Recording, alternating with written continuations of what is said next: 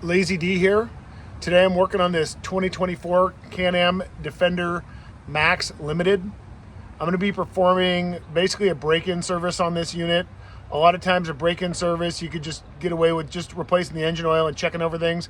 I'm going to do a full service just for the sake of making a video on this thing, getting it out there, and it's not a bad idea to check everything. Not everything's perfect when you get it, so it's a good idea to put your eyes on everything. I'm going to break up this video into sections. So if you're looking for a specific section for what you're working on right now, you'll be able to scroll with the bar on the bottom to find whatever you'd like to see that's in the video. Here's the maintenance points I'm going to be covering in this video. So I'm going to go over the engine oil and filter, front differential oil, transmission oil, air filters and the intake system inspection, the spark arrestor, greasing any suspension fittings, an overall inspection of the unit, adjusting the valve clearance, and then resetting the maintenance indicator. So if you see at the top, I have it says 1 year, 200 hours, or 3,000 kilometers, which is 1,900 miles. That is the normal duty maintenance interval. They detail if you are using this for severe duty or deep water and mud use, that you follow the severe duty maintenance interval, which is half of the normal maintenance interval.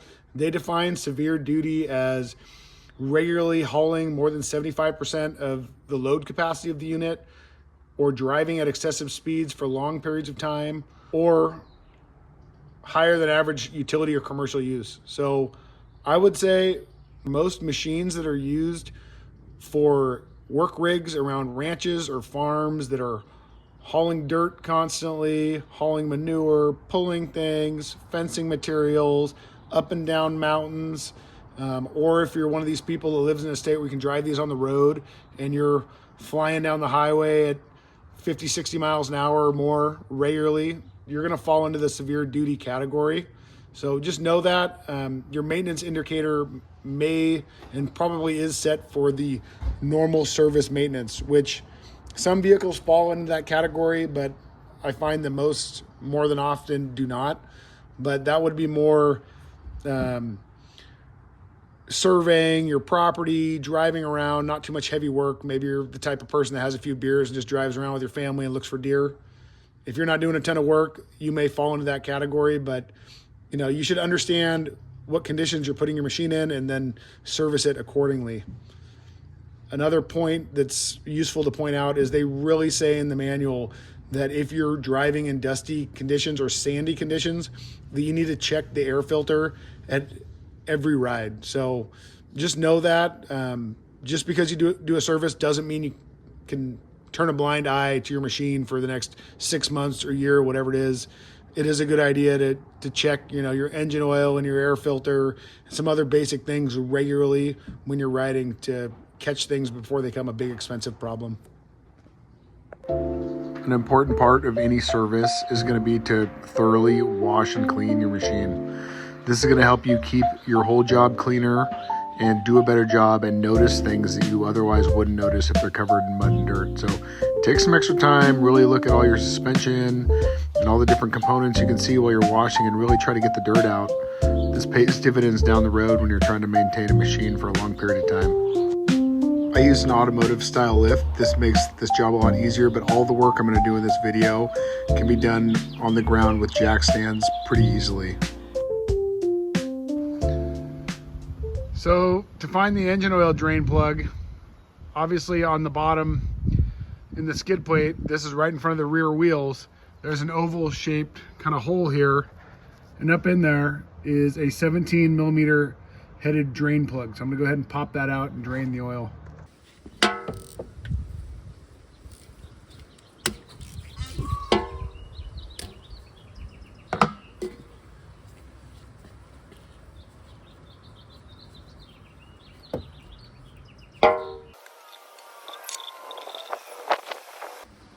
Here's the drain plug. There's a magnet on it. I wiped that off, and then I got a new crush washer I'm putting in there. The size thread on this is M18. So if you need a drain plug gasket, it'll be a 18 millimeter size.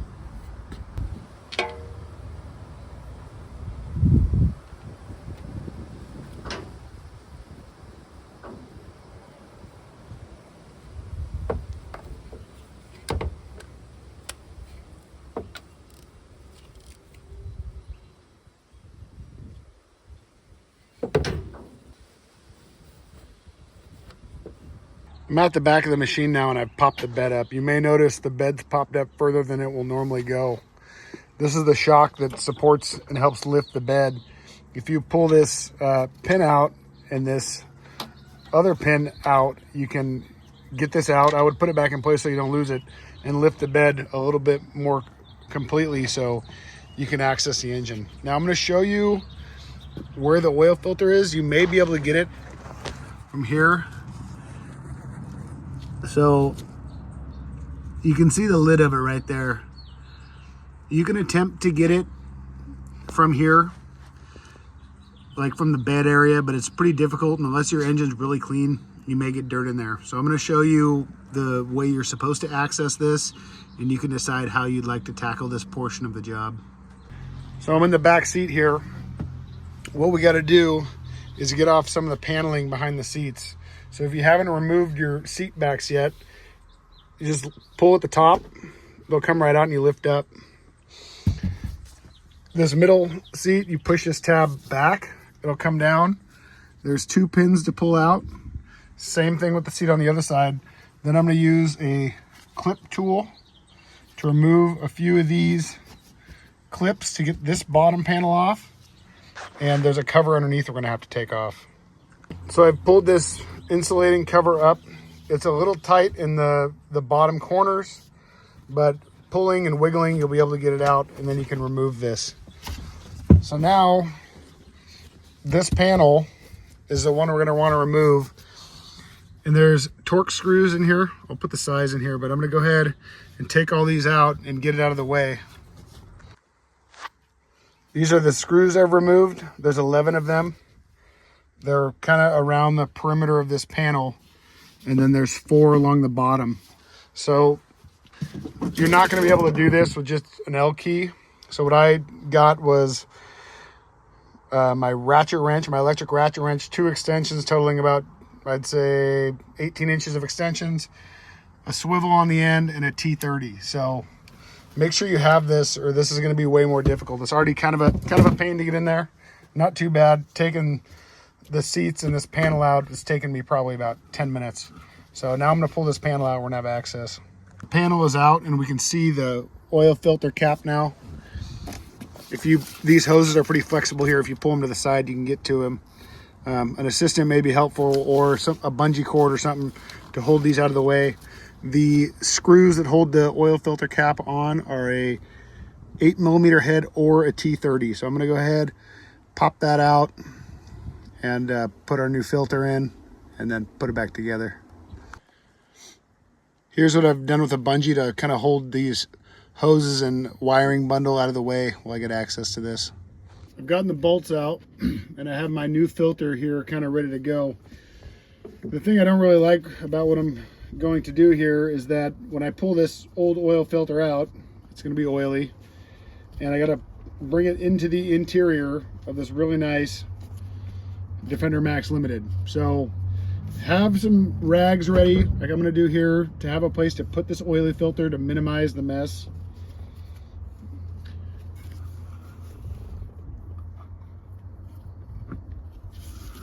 So it had drained out pretty good.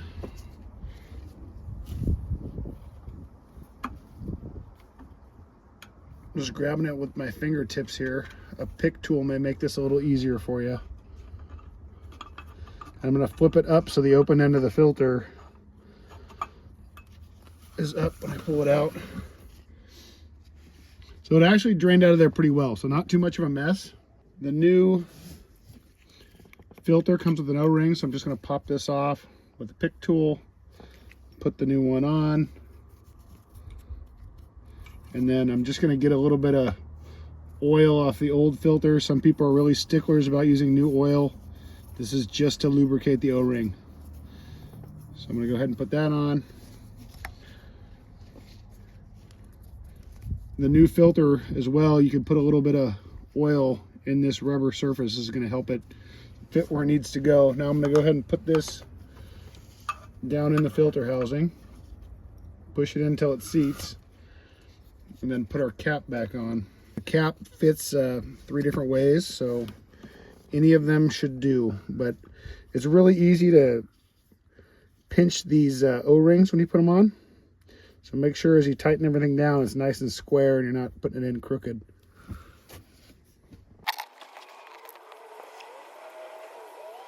My filter back in, and I've torqued it by hand. I'm going to put the torque in the video here, but it's pretty tough, I would imagine, to get a torque wrench in there. As you can see, I was able to get the screws a little bit easier from the outside, reaching around the engine to tighten them up. It's a tight fit in here. In my opinion, pretty poor place for an oil filter, but that's where it is. That's where we got to deal with it. And good luck. I'm not going to button this up because I'm going to do a valve adjustment later, but to button this up is just a reverse. I'm going to put that panel back on, the kind of insulation cover back on, and put the seats back on. Looking at the underneath the bed here at the engine, this gray cap right here, that's going to be our dipstick and our fill plug. So you should just be able to open this up, and you'll see our dipsticks on there. We're going to set that aside for now.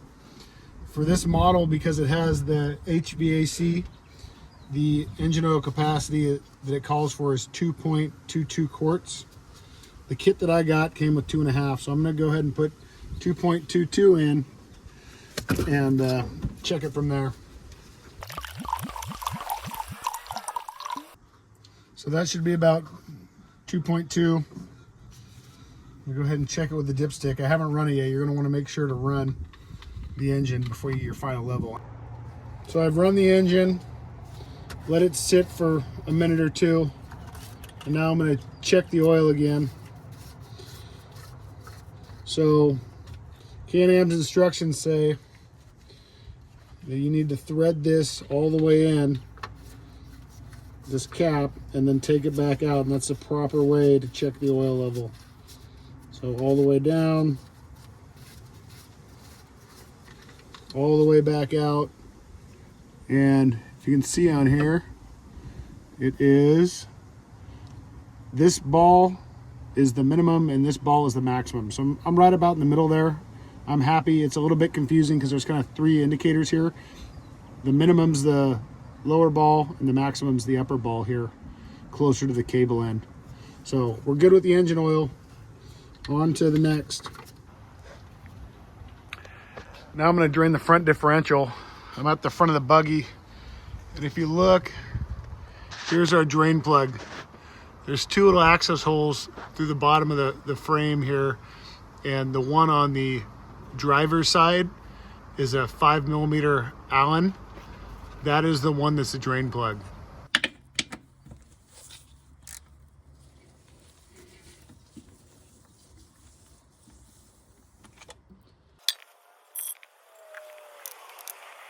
This drain plug has a little magnet, so wipe that clean, and then it just has an O-ring, so you're not going to replace that in most cases.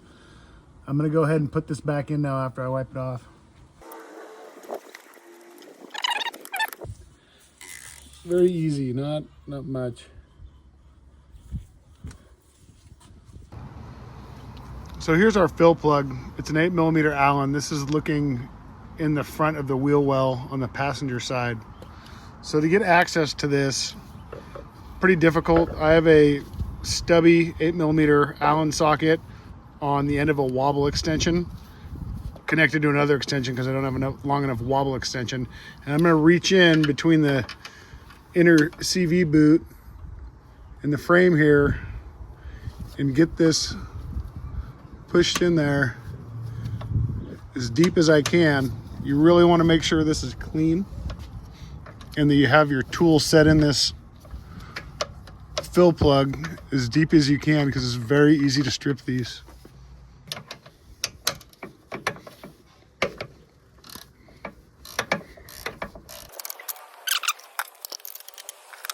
Okay, I'm going to go ahead and fill here. I'm going to put the spec up on the screen for what it calls for gear oil. This is 7590 gear oil. I have a pump set up on my jug here, so if you don't have one, I would definitely get one because this is kind of a bear. So the fluid capacity for this unit is 14 ounces, but you're going to fill this up until it overflows. To prevent making a huge mess, it would be beneficial to put some towels or something below this fill hole, so when it does overflow, you don't have to wipe it out of the frame later.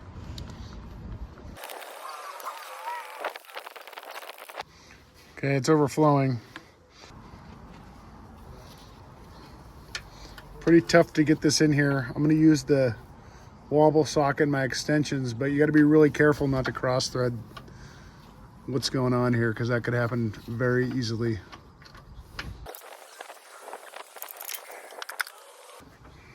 After a bit of struggling, I have a ball-ended Allen key and I was able to get this back in here, but this unit has a winch, and that really, on some of the other units, I've been able to reach in where the winch is with my hand, but it's tight. So good luck getting this and getting it tight. I'm gonna put the torque spec in here. Just take your time. There should be no way you should have to crank down on it. Pretty easy to cross thread.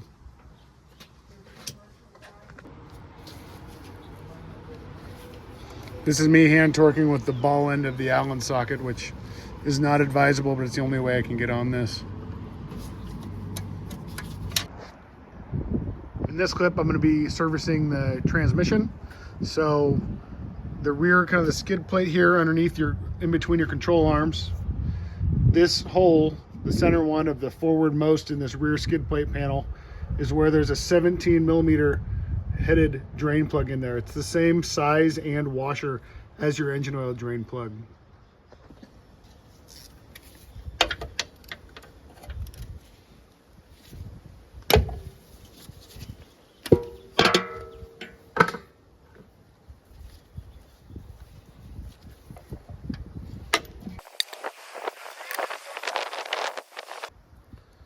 So I've wiped clean the magnet on this drain plug and I've put a new washer. Most maintenance kits come with a washer.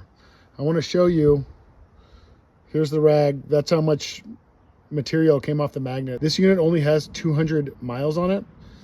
This is pretty normal for what I see with other new bikes. So when you do your first service and you see this amount of material, or you're even a few services in, pretty normal. Do not stress about it.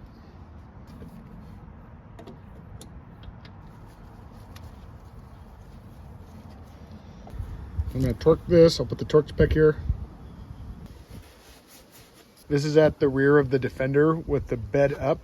I removed this pin and let the bed open completely to get a little bit more access. Your transmission check and fill plug is right down there. I'm going to put a funnel in there, take that out with the socket and ratchet, and then put in the amount. I'll put on here what the amount is.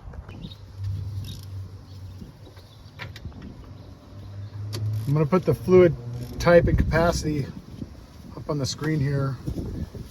I'm using Can-Am's 75 140 gear oil, and it should take 1.3 quarts.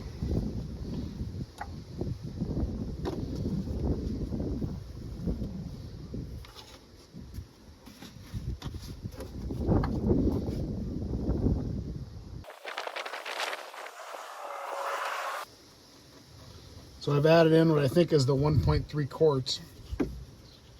I'm going to check the oil level now, and in the instructions it says to install and remove and check. So dipsticks like these, typically you don't thread them in.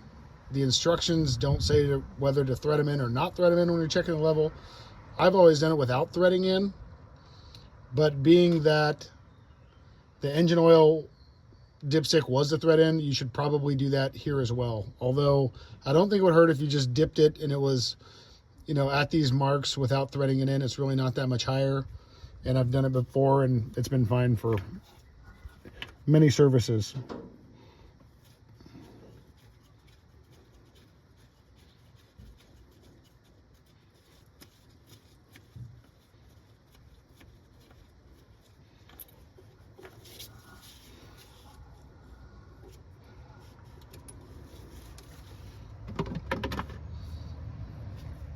So if we can see here, we're right at the marks, so good for us here. When we reinstall this, I'm going to put the torque up on the screen. I've broken these before very lightly. These pieces are available as an aftermarket aluminum piece that, instead of having a hex on it, has just a handle you can grab with pliers. And I've changed to those when I've broken these, and they work just fine. In this clip, I'm going to be showing you how to change the air filter. Before I show you how to change the air filter, I'm just going to walk you through the whole intake system for the engine and for the belt real quick. This is useful stuff to inspect while you're changing your air filter. Kind of think of it all at one time. So this is your air filter housing. The air filter is inside here. It's a cartridge. These 3 snap clips you use to open this and take it out. Normally, these should have a duckbill piece on here, and what this does is if water gets this high or water gets in the intake later on when you're out of the water can drain out of this duct valve, but it prevents water from coming into the air filter housing.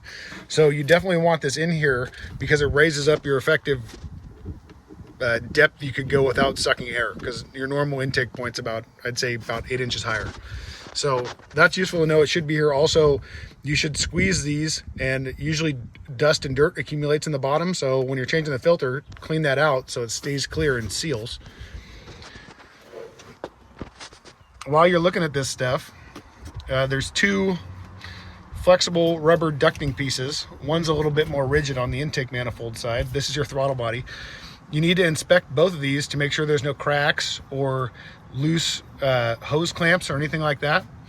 Very common. I mean, someone assembled this, they could have missed this, and this could be why your engine sucks in dirt. So every so often you need to look around at all these components, make sure they're still tight.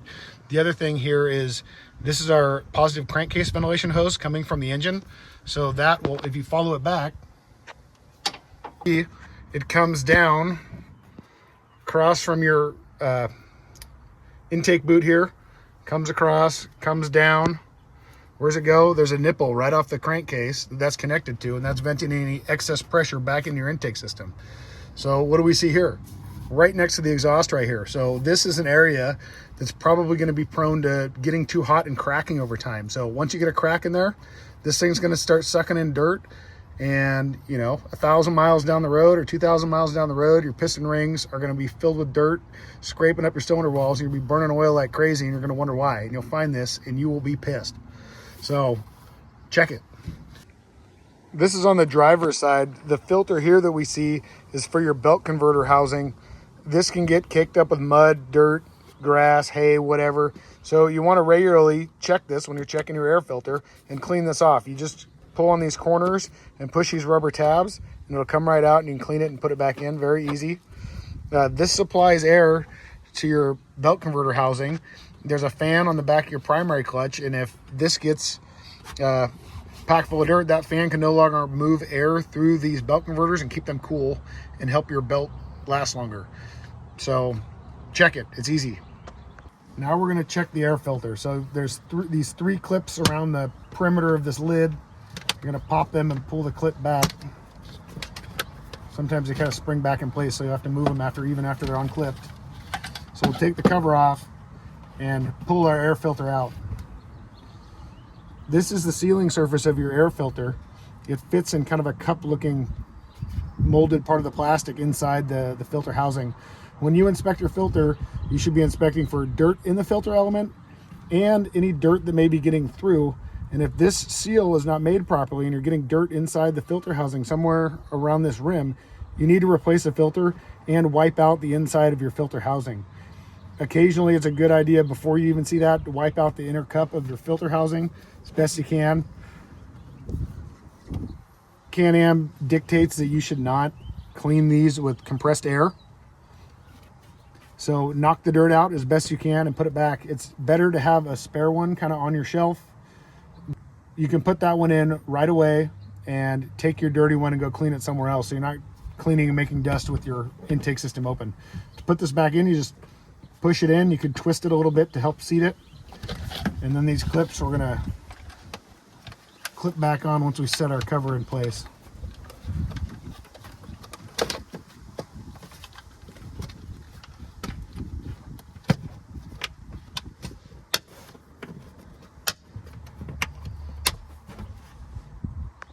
This is inspecting the spark arrestor. So this is the passenger rear. You can see it, your muffler here. I'll get the camera set up. Coming off your muffler is your spark arrestor. This is here. You remove it by removing these 3 13mm headed bolts. There's also a gasket here that you should probably replace. I don't have. You can definitely reuse this gasket a few times.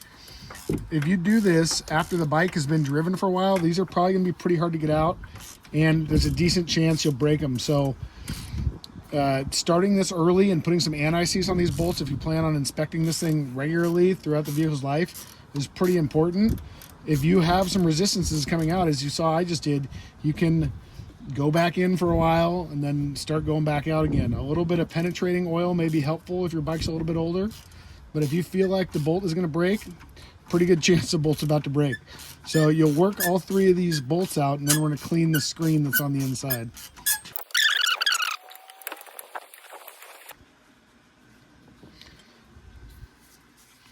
So we're going to take this off. This gasket may be stuck. You'll need to pop that gasket off along with the tailpipe piece. And in here is your spark arrestor screen. So you'll pull this out. There's actually a little bit of packing on there. I'm not sure if that's supposed to be there or not. Looks like it was blocking part of it. So I'm gonna remove that. Oh, that's fiberglass. It looks like it's supposed to be there. It looks like it's packing from the muffler, actually. I'm gonna go ahead and remove this. This is not supposed to be there. And then if this was dirty, which this one's pretty clean because it's new, you would clean this with a wire brush, or if it was really heavily built up with carbon, you could burn it off with a torch and then clean it with a wire brush. So check it. The reverse is just, the assembly is just the reverse. So put the screen in, your tailpipe and gasket back on, and then tighten these bolts down. I'm going to put a little bit of copper anti-seize on mine.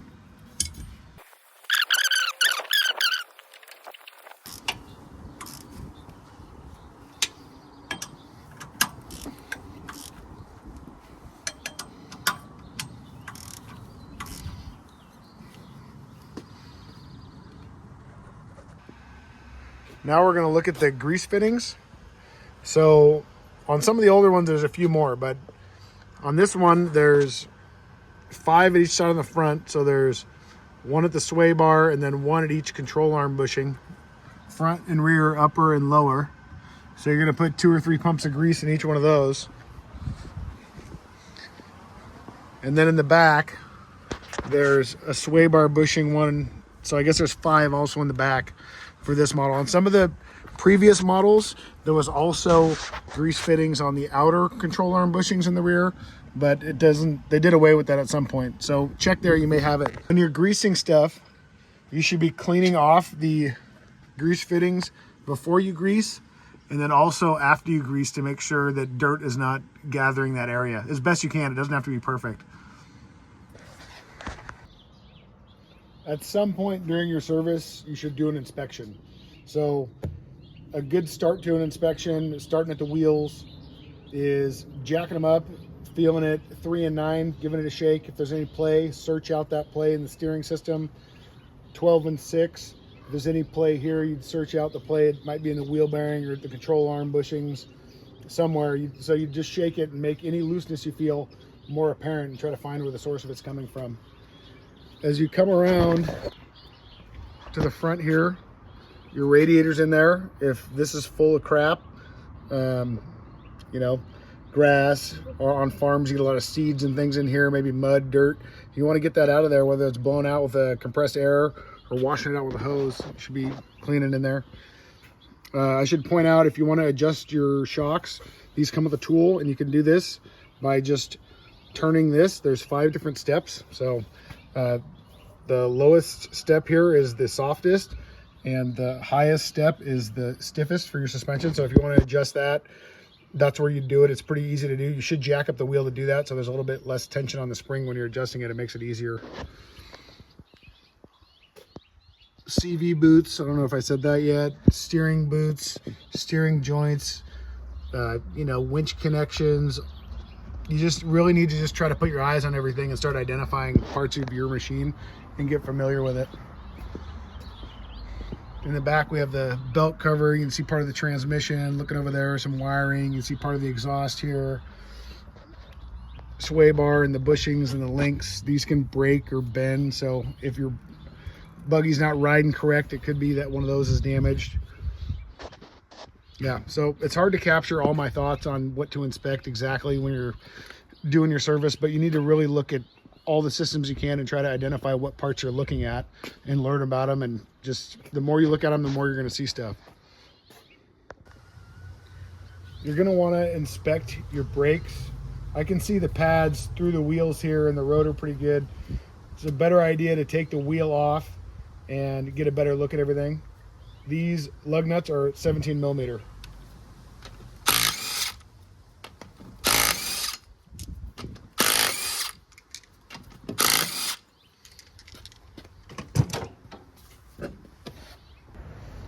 Here's a close-up of the brakes. What we're inspecting mostly is the brake pad right here.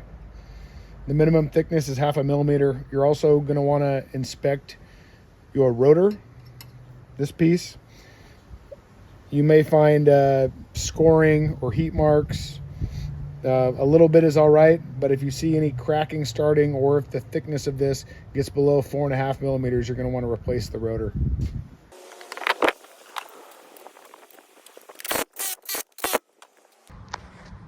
Make sure you're checking your tires. We're looking for abnormal wear. Maybe it's wearing on the inside or outside, or the center or outer edges, which could be due to misalignments or tire pressures. I'll put the tire pressure in here. But we depend on these machines to do a lot of crazy work for us, and sometimes pretty tough environments and terrain. So having good tires is going to keep you safe and working well. Another good place to inspect here, under your rearmost passenger seat. If you pop both these seats up, this panel underneath is your battery. So if you pop these clips up and turn them counterclockwise, this cover will come off. These clips might fall out, so you may just want to grab them as you're going. You can pop this panel out and inspect your battery. So why would you inspect your battery? I've fixed several of these that this compartment is a perfect place for mice to make a nest. So they do, and they start chewing on wires, and it's a disaster. So I would consider, you could even throw some mouse or rat repellent in here if you wanted to be proactive about it. But I've seen more damage in these areas of these Can-Ams than any other bikes. Additionally, I'm just looking in here, and there's a fuse box in the cover. Usually it has a diagram of the fuses, and I was noticing it was looking pretty faded, which is weird because it's new. And then I started peeling at it, and the person who did the inspection on this buggy didn't peel this off. So by the time someone goes to use it, it'll be so dried on, you'll never get it off. So if that's on there, peel it off. There's some relays and fuses down here. So if you have a problem, it's useful to know what's in here.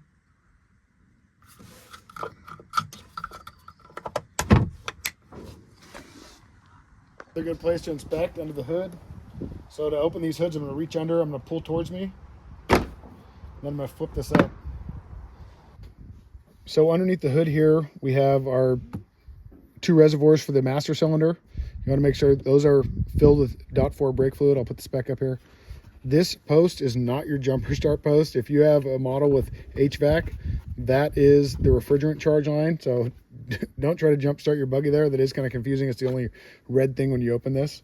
There is, if you open this, some terminals that presumably go back to the battery, but it has this electrical symbol with the upside down triangle, which usually means like hazard. So I don't think they intend for you to jump start your buggy from here. You'd probably want to do that directly at the battery, or I know they sell kits on Amazon. I've never installed one, but it's just some remote jump start points. Maybe you could run them there. You'd have to check the wires. It would probably be all right, but they might be, you want to check on the gauge of that wire. This is the winch contactor. This is hot power and ground for also accessories if you wanted to put them in there. This is the air filter for your HVAC system. So if you're having poor fan flow, this could be plugged. You'd want to check this with your other air filters. These are more fuse panels, and I noticed just like those other fuses, the sticker that protects the sticker is not peeled off, so it makes them pretty hard to read. So if you can still peel yours off, I would, so you can actually see what these mean if you're ever diagnosing your machine here.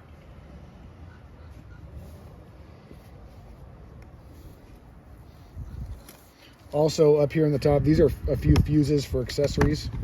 So if you have an accessory that's not working, May want to check here. They just plug in. That keeps them weather tight. That's a connector for something. It's not even plugged in anything. That must be some accessory. But check in here. Mice could also build a nest, so you want to make sure nothing's chewing on things in here. To properly close your hood, you're just going to drop this down and push this back. There's some little tabs that go into these rubber grommets, so you just got to line those up and push them in, and it'll stay secure there. The last inspection I'm going to do is with the bed way up here is the engine bay inspection. We have washer fluid, coolant. I'll put the coolant spec in here right now. Here's your coil and your spark plug wires. You can follow those back and kind of check them out. Air filter housing, throttle body, intake manifold, looks like a map pressure sensor. Got a fuel injector here, coolant temperature sensor, O2 sensor. Some sort of range switch down there on the transmission. I can see it looks like AC compressor if you have AC. Just your exhaust system. You can actually see down here.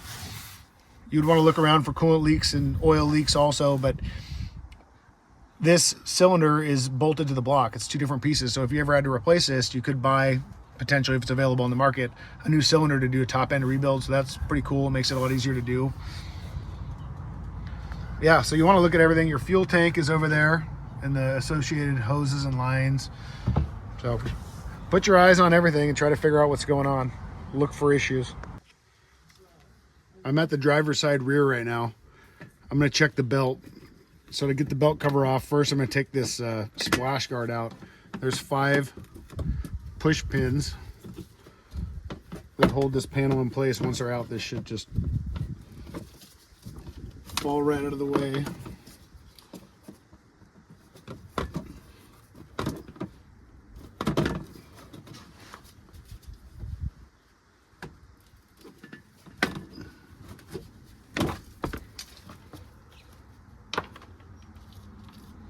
With the panel out of the way, now just around the perimeter of this outer cover, there's 8mm headed screws.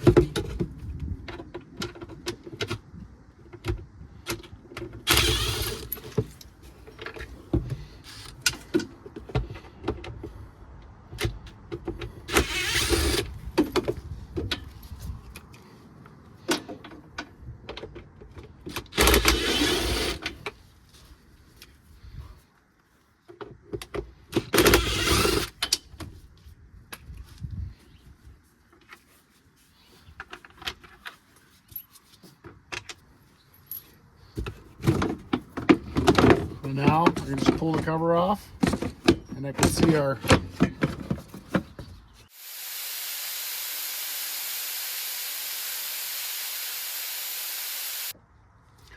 here's an up close of the clutches. This is your primary clutch and your secondary clutch and your drive belt. Whenever you have the cover off, you should blow it out, get as much dust out as you can, and then just kind of inspect all the components, looking for any loose hardware or obvious damage. Obvious damage may be like some looseness. You can try to move this outer spider, and if there's any play between the inner and outer spider and these bushings, those can be worn. If these weights don't move freely, I can move it a little bit with my finger, or if they have big flat spots in the surface, you can see if you peek through here, that can be an issue. It's supposed to be a nice curve. The secondary, there's not too much to inspect on. There's some rollers here that we can look at. Those shouldn't be worn, and you could feel inside to see if there's any grooves. It all feels pretty good to me. I'm going to start taking apart the valve cover here, taking it off, so I can check the valve clearance. If you haven't watched a portion of the video where I change the oil and get this front panel off and out of the way to get access to the other cylinder, you should do that now before proceeding. Right now I'm going to take the spark plugs out so I can turn the engine easier before I take the valve cover off. These are a 14mm headed spark plug, kind of an oddball size. Very long spark plug. Now I'm going to take out the valve cover bolts. These are 8mm headed or T30s. This bottom one I can't really get a socket on, so I'm going to use a little ratchet wrench.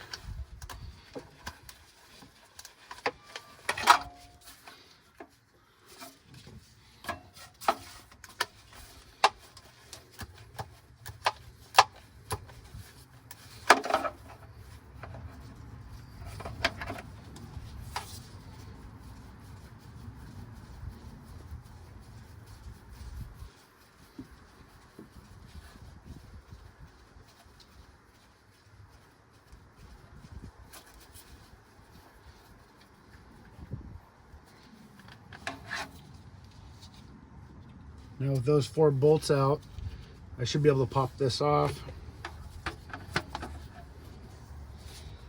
And here's our valves. So there's 4 valves per cylinder. The intake manifold's coming up here, so that must mean these 2 are intake valves and these 2 are exhaust valves.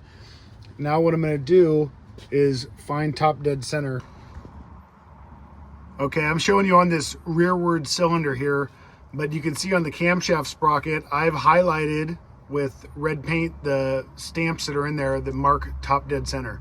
So in order to get it into that position, once you have the valve cover off and the belt cover off, you can turn the primary clutch, and it's confusing because there's an arrow on the primary clutch pointing clockwise rotation, but the actual rotation of the engine is, if you're staring at the clutch, counterclockwise.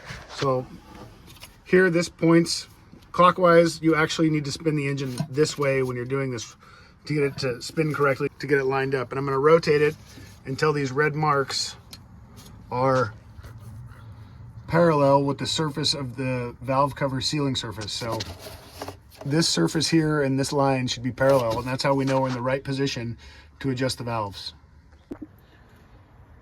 I've got the camshaft in the right position. We're at top dead center, and both the intake and exhaust valves for cylinder 2 are ready to be adjusted.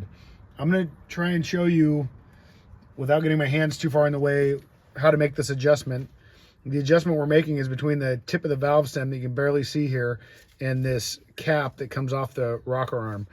So we're going to break this jam nut loose, and then we're going to use a flathead to make an adjustment here while we hold a feeler gauge in between until we get a little bit of tension, and it's kind of a feel thing you've got to learn to do, and then tighten this once we think we have the right measurement, and then recheck it.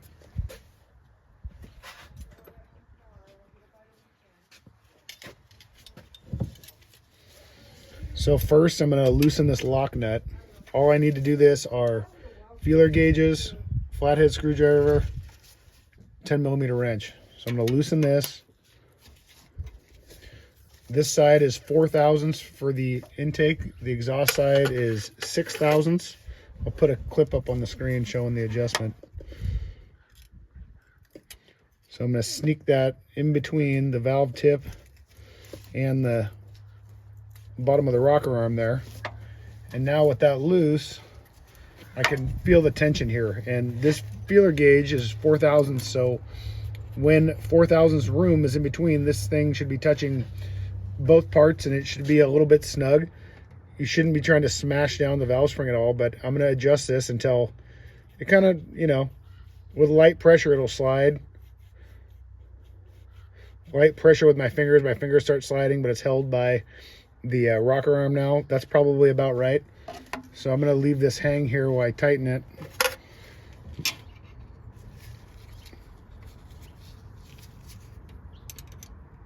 Try to hold this screw from turning, so I'm going to slightly turn counterclockwise with the screwdriver, just barely, and then tighten with the wrench, just to prevent it from turning while I tighten.